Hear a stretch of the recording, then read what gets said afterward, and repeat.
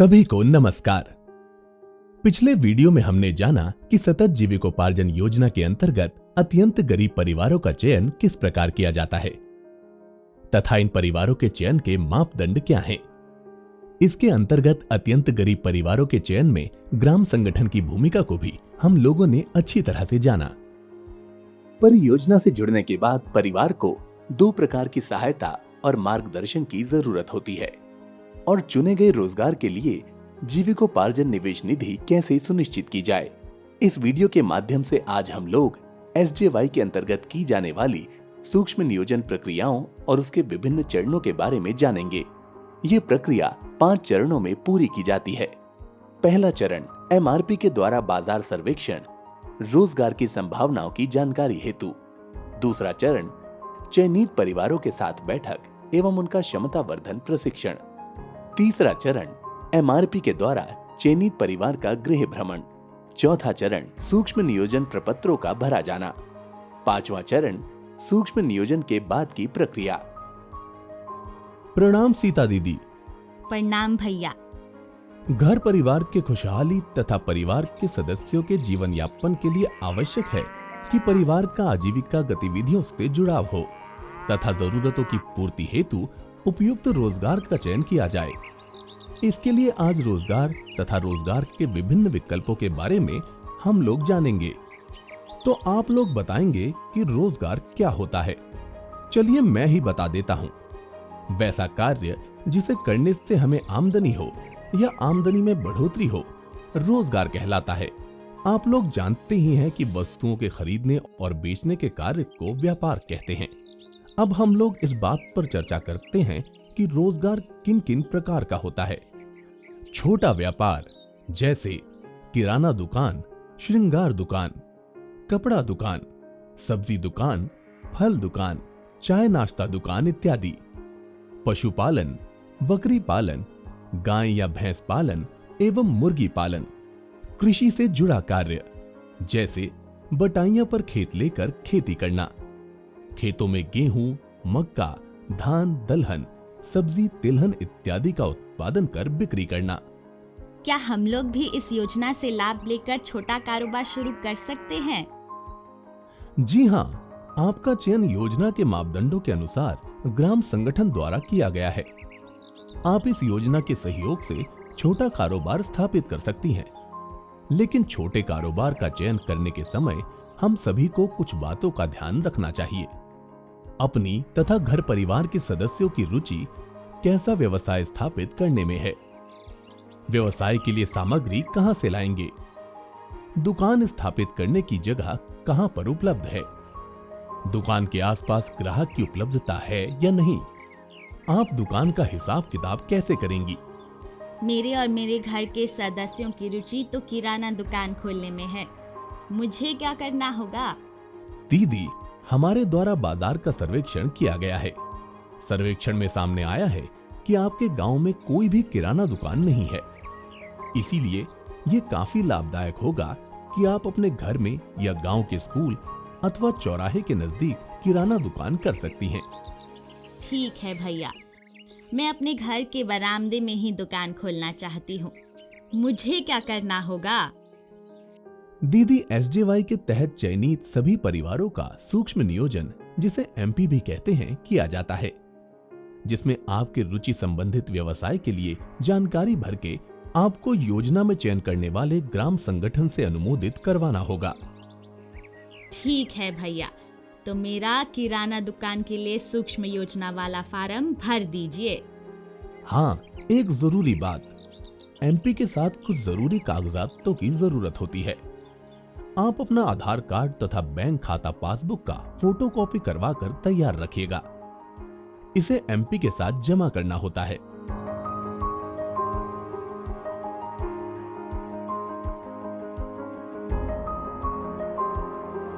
प्रणाम दीदी।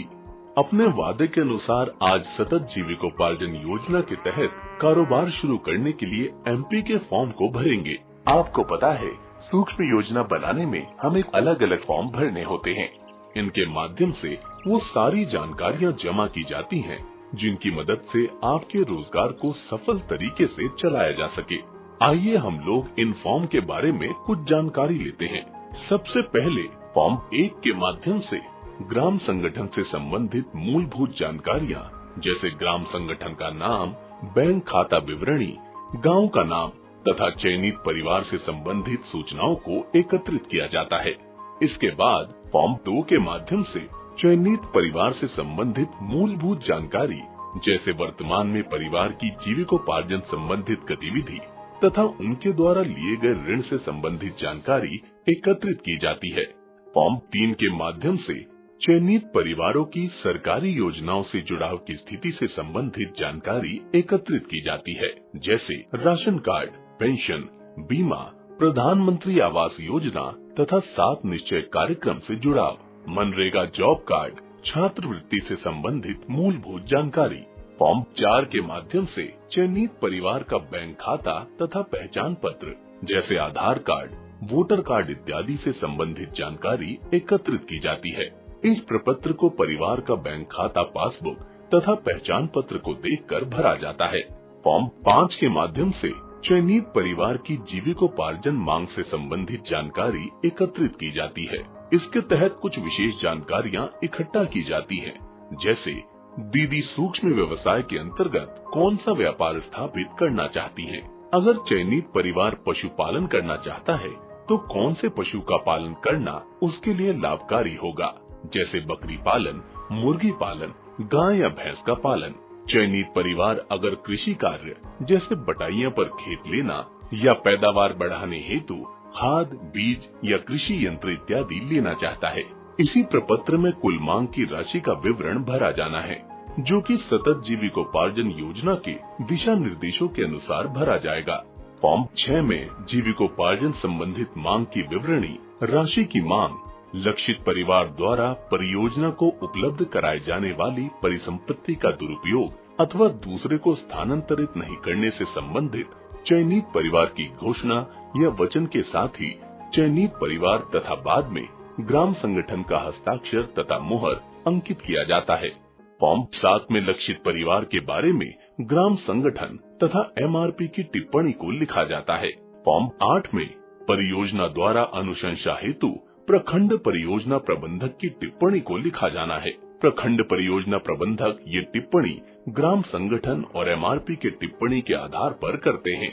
इस फॉर्म 9 में BPIU द्वारा आजीविका योजना अनुशंसा संबंधित जानकारी को एकत्रित किया जाता है, जैसे अनुमोदित करने वाले ग्राम संगठन का नाम तथा ग्राम संगठन की खाता विवरणी, चयनित परिवार का बैंक खाता तथा पहचान पत्र जैसे आधार कार्ड, वोटर कार्ड इत्यादि से संबंधित जानकारी, जीविकोपार्जन संबंधित मांग की विवरणी, जीविकोपार्जन निवेश निधि तथा जीविकोपार्जन अंतराल राशि से संबंधित मांग इत्यादि।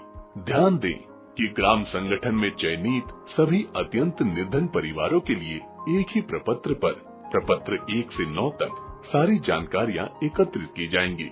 परिवारों की संख्या अधिक होने पर अलग से सूची संलग्न की जानी है।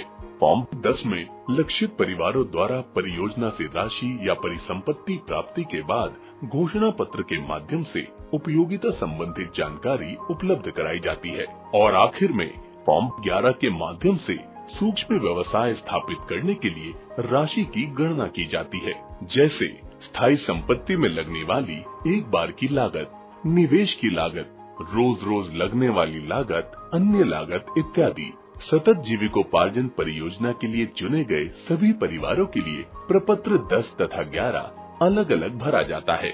ठीक है दीदी, तो आज आपका MP भरा जा चुका है। आप अपना आधार कार्ड तथा बैंक खाता पासबुक की फोटोकॉपी दे दीजिए। सभी दीदी को प्रणाम। प्रणाम भैया। आप सभी दीदियों का बहुत बहुत धन्यवाद।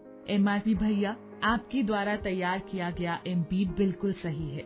हम सभी दीदी सर्वसहमति से सूक्ष्म नियोजन का अनुमोदन करते हैं तथा दीदी को भविष्य में भी हर संभव सहयोग प्रदान करने का भरोसा दिलाते हैं।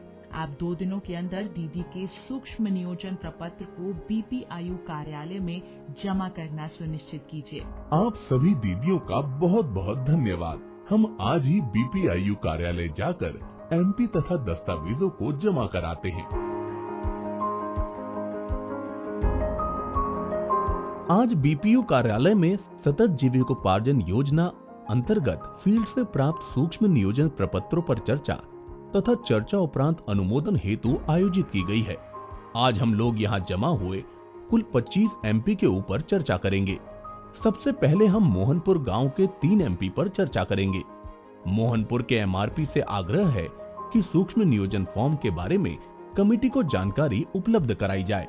मेरे द्वारा सतत जीविकोपार्जन योजना अंतर्गत चयनित सीता, राधा और सबिता दीदी का सूक्ष्म नियोजन प्रपत्र तैयार किया गया है, जिसमें सीता दीदी द्वारा किराना दुकान खोलने हेतु सहयोग की मांग की गई है तथा राधा और सबिता दीदी ने बकरी पालन की मांग की है। इनके एमपी को ग्राम संगठन के दीदियों द्वारा अनुमोदित भी किया जा चुका है। फॉर्म के साथ ग्राम संगठन का बैंक खाता पासबुक, चयनित दीदी का पहचान पत्र एवं बैंक पासबुक की फोटोकॉपी संलग्न है। अतः उपस्थित भैया और दीदियों से आग्रह है कि इसका अनुमोदन किया जाए। एमआरपी भैया, आपके द्वारा तैयार किया गया एमपी अवलोकन पश्चात सही पाया गया है। सूक्ष्म नियोजन प्रपत्र में भरी गई जानकारी संलग्न दस्तावेजों तथा ग्राम संगठन के अनुमोदन के आधार पर एलसीएम कमेटी सूक्ष्म नियोजन का अनुमोदन करती है तथा मांग अनुसार राशि अंतरण हेतु आवश्यक प्रपत्रों, दस्तावेजों को डीपीसीयू जिला कार्यालय को उपलब्ध कराने का निर्णय लेती है। बीपीआईयू के संबंधित कर्मी 2 दिनों के अंदर दीदी के सूक्ष्म नियोजन प्रपत्र को सभी आवश्यक दस्तावेजों के साथ डीपीसीयू जिला कार्यालय में जमा करना सुनिश्चित करेंगे। आपको पता है, एलसीएम कमेटी की अनुशंसा उपरांत सूक्ष्म नियोजन तथा आवश्यक दस्तावेजों को बीपीआईयू द्वारा डीपीसीयू को उपलब्ध कराया जाएगा, जिसके आधार पर डीपीसीयू जिला कार्यालय द्वारा जीविकोपार्जन निवेश राशि तथा जीविकोपार्जन अंतराल राशि का हस्तांतरण संबंधित ग्राम संगठन के खाते में किया जाएगा।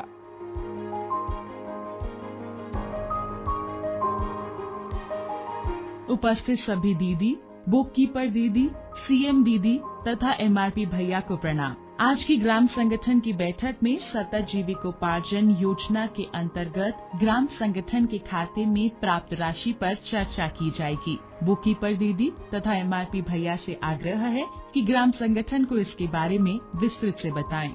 आप सभी दीदियों को प्रणाम। हमारे ग्राम संगठन के खाते में दिनांक 17 अप्रैल को सतत जीविकोपार्जन योजना अंतर्गत कुल 73,000 रूपए डीपीसीयू से प्राप्त हुआ है।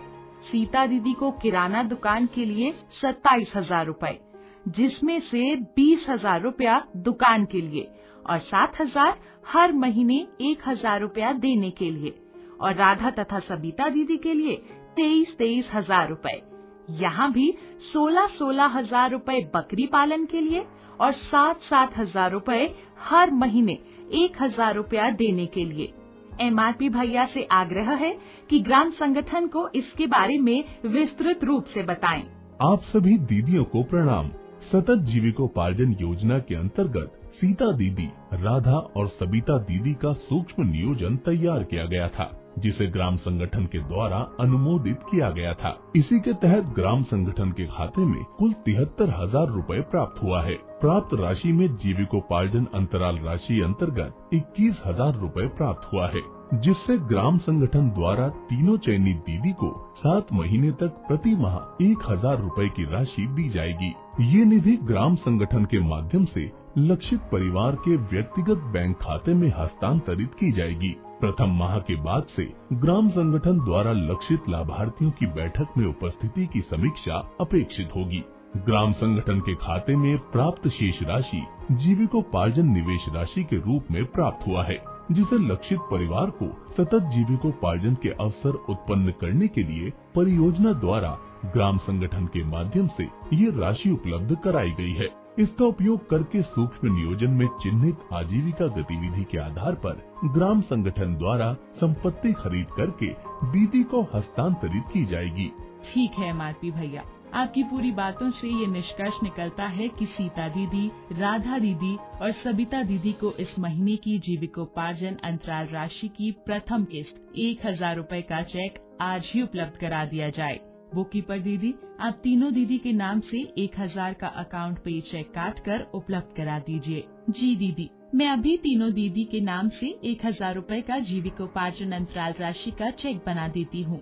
जैसा कि सीता दीदी के द्वारा सूक्ष्म नियोजन के दौरान किराना दुकान की मांग की गई थी, इसी प्रकार राधा दीदी और सबिता दीदी द्वारा बकरी पालन की मांग की गई। इसलिए ग्राम संगठन ये निर्णय लेती है कि ग्राम संगठन की खरीदारी समिति के सदस्य MRP भैया तथा चयनित दीदी आसपास के बाजार जाकर सभी आवश्यक वस्तुओं के मूल्य सर्वे करके कोटेशन प्राप्त करके ग्राम संगठन के समक्ष 4 दिनों के अंदर प्रस्तुत करें, ताकि ग्राम संगठन द्वारा परिसंपत्ति की खरीदारी करके दीदी को हस्तांतरित किया जा सके। आज की ग्राम संगठन की बैठक समाप्त की जाती है। फिर सभी दीदी तथा MRP भैया को प्रणाम।